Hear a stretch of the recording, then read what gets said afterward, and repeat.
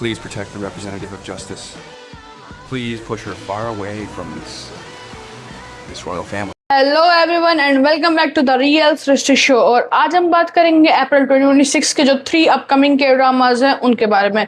इस लिस्ट में आपको मिलेंगे रॉयल पॉलिटिक्स, हॉरर और वर्कप्लेस ड्रामा, सब एक ही वीडियो में। और मैं हर ड्रामा को डिकोड करूंगी और ब्रेक करूंगी, जिसमें cast, general, story line, good point, bad point और फाइनल में रेटिंग के साथ इस वीडियो को एंड करेंगे। तो बिना टाइम वेस्ट करे चलो शुरू करते हैं।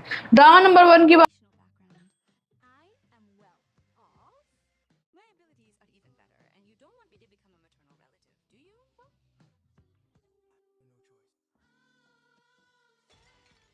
Use the turtle fist. You are the only one. Welcome the First Lady.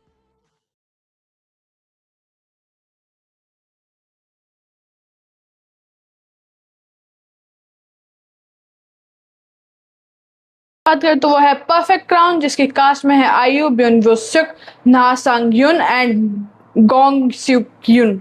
और जेनर की बात करें तो है रॉयल रोमांस, पॉलिटिकल ड्रामा और कॉन्ट्रैक्ट मैरिज पे बेस्ड। तो स्टोरी लाइन की बात करें तो देखो, परफेक्ट क्राउन जो है ना, वो कॉन्स्टेंटली मोनार्क पे है, वर्ल्ड में सेट है, जहाँ पे रॉयल फैमिली जो है वो एग्जिस्ट करती है, बट लेकिन रियल पावर जो होती है वो पॉलिटिक्स और पब्लिक इमेज में डिवाइडेड होती है। और स्टोरी फॉलो करती है जो स्वंग यू को, जो एक चेबुल हायर है, बिजनेस वर्ल्ड में एक्सट्रीमली पावरफुल है, लेकिन रॉयल सोसाइटी में उसे आउटसाइडर की तरह ट्रीट करा जाता है।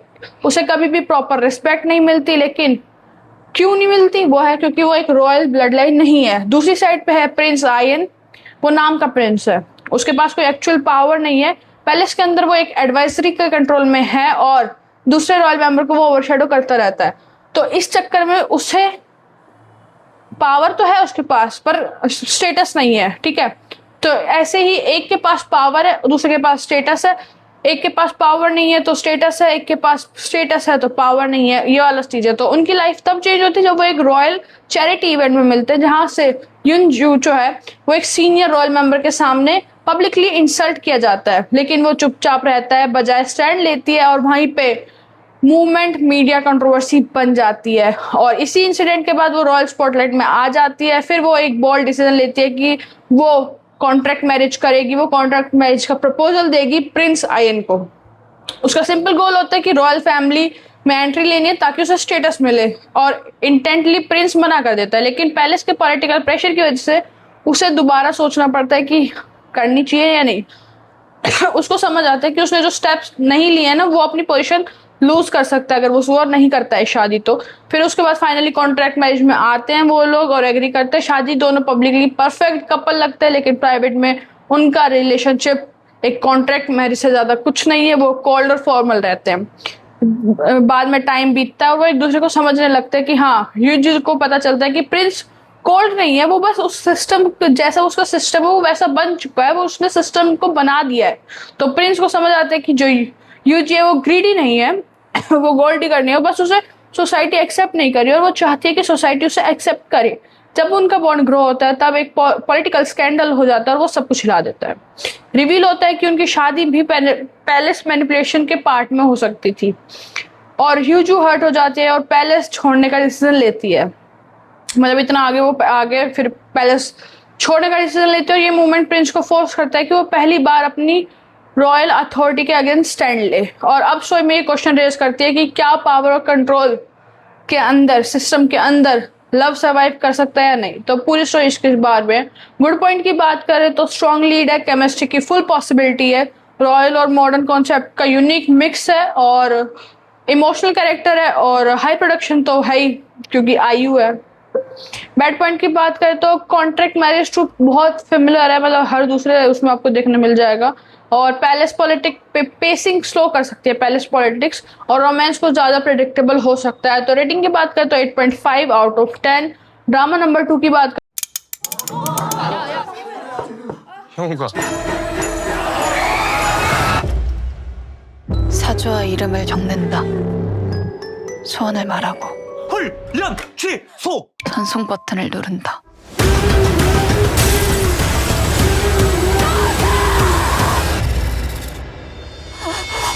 कर तो if wishes could kill.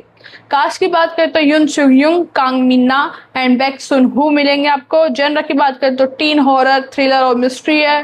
Story line की बात करें तो ये स्टोरी सेट है एक श्योरिन हाई स्कूल में, मतलब जहाँ सब कुछ नॉर्मल लगता है पर कुछ नॉर्मल नहीं होता। स्टूडेंट अपनी डेली लाइफ जी रहे हैं, क्लासेस, एग्जाम, फ्रेंडशिप, लेकिन अंदर ही अंदर उन पे प्रेशर होता है, बुलिंग होती है, इमोशनल स्ट्रेस चल रहा होता है। एक रात स्टूडेंट का फोन गिर जाता है, उसे एक स्टूडेंट के फोन में मिलता है एक मिस्टीरियस ऐप गिरिगो, और ये ऐप क्लेम करता है कि ये कोई भी विश फुलफिल कर देगा।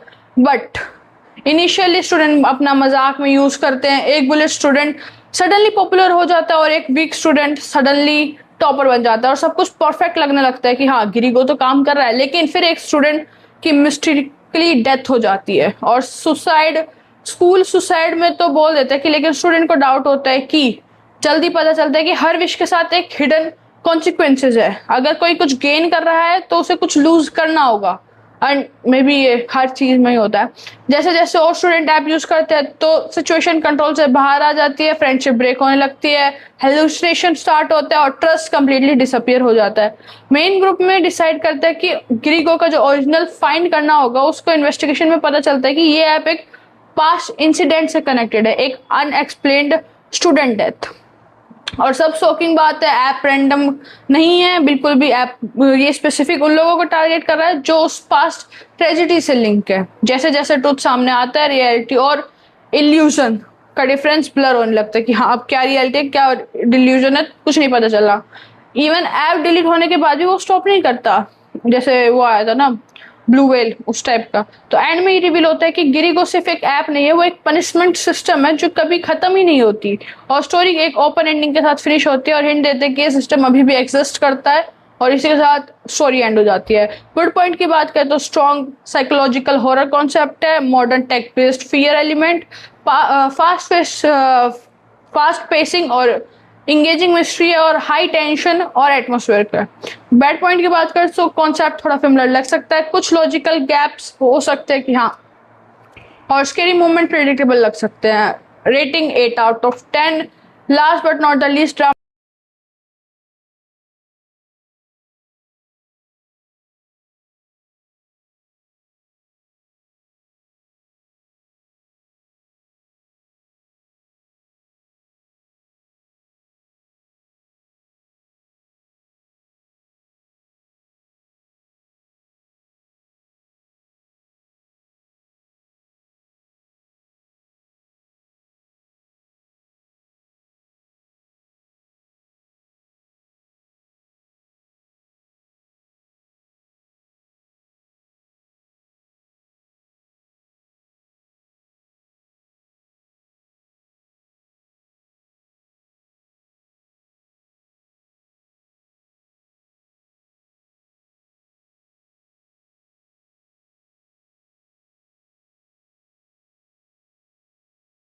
की बात करें तो है सोल्ड आउट ऑन यू।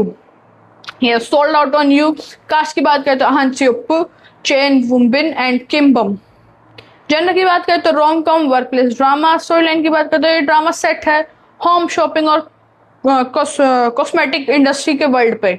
और बात करें तो स्टोरी लाइन की, देखो स्टोरी लाइन है एक फीमेल लीड जो एक पॉपुलर होम शॉपिंग होस्ट है उस पे। तो स्क्रीन पर वो परफेक्टली कॉन्फिडेंट लगती है, लेकिन रियल लाइफ में वो प्रेशर और एग्जॉस्टेड से डील कर रही है। मेल लीड एक यंग कॉस्मेटिक का सीईओ है, वो एम्बिशियस है, स्ट्रिक्ट है और इमोशनली थोड़ा इंपॉर्टेंस नहीं देता इमोशंस को। तो उसका फोकस सिर्फ सक्सेस पे है कि हाँ कैसे मैं अपनी क्या कहते हैं कंपनी को आगे बढ़ाऊंगा। उनका लाइफ तो तब कोलैब होती है जब एक लाइव ब्रॉडकास्ट फेल हो जाता है और वो वायरल कंट्रोवर्सी बन जाती है। इस इंसिडेंट से दोनों की रेपुटेशन डैमेज होती है और सिचुएशन को फिक्स करने के लिए वो दोनों को साथ में काम करना पड़ता है। लेकिन इनिशियली वो दोनों अभी भी क्लैश हो रहे हैं, कोलैप्स हो रहे हैं। तो उनकी पर्सनैलिटी और वर्किंग स्टाइल कंप्लीटली अपोजिट है, तो क्लैश होना बनता भी है। लेकिन जैसे जैसे वो प्रोजेक्ट्स, मार्केटिंग और मीडिया के प्रेशर हैंडल करते हैं, वो एक दूसरे को समझने लगते हैं कि हाँ इसके क्या फ्लोज हैं और उसके क्या फ्लोज है। फीमेल लीड रियलाइज करती है कि वो कोल्ड नहीं है, बस प्रेशर में है, और मेल लीड समझता है कि वो फेक नहीं है, वो बस ट्राई कर रही है एक परफेक्ट इमेज मेंटेन करने की, जो कि आगे सेल्स के लिए काम आएगी। स्लोली उनके बीच में रोमांस डेवलप होता है, लेकिन सक्सेस के साथ साथ कॉम्प्लिकेशन भी आती है, जैसे रूमर्स, बिजनेस कॉन्फ्लिक्ट और करियर का प्रेशर। एंड में उन्होंने चूज करना पड़ता है लव या एम्बिशन। सो ये एक्सप्लोर करते हैं कि क्या image driven world real love survive कर पाएगा। अब बाद में गुड पॉइंट की बात करें तो लाइट है, रिफ्रेशिंग रोमांस है, स्ट्रॉन्ग केमिस्ट्री पोटेंशियल है और रिलेटेबल वर्क प्लेस सेटिंग है। और बैड पॉइंट की बात करें तो प्रिडिक्टेबल रोम कॉम स्ट्रक्चर है, मतलब सीईओ और वर्क प्लेस तो बहुत lower stake compare to other, मतलब अभी जो हमने 2 ड्रामा बात करे वो और इसकी बात करें तो मेरे हिसाब से प्रेडिक्टेबल, अगर 10 में से 5 लोग उसको देखना पसंद करेंगे, 2-3 इसको। तो स्लो इमोशनल बिल्डिंग है। रेटिंग बात करें तो 6 आउट ऑफ 10। फाइनल नंबर्स की बात करें, फाइनल रैंकिंग्स की बात करें तो नंबर 1 पे परफेक्ट क्राउन, नंबर 2 पे इफ विश कुड किल और number 3 sold out to you. And तो ये ही था अप्रैल 2026 का 3 के ड्रामास जो आपको फाइनली डेफिनेटली वॉच करने में वॉच लिस्ट में आप ऐड कर सकते हो। तो अब मुझे कमेंट में बताओ कि तुम सबसे पहले कौन सा ड्रामा देखोगे और तुम सबसे ज्यादा किस ड्रामा के लिए एक्साइटेड हो। और लाइक करो, सब्सक्राइब करो, मिलते हैं नेक्स्ट वीडियो के साथ।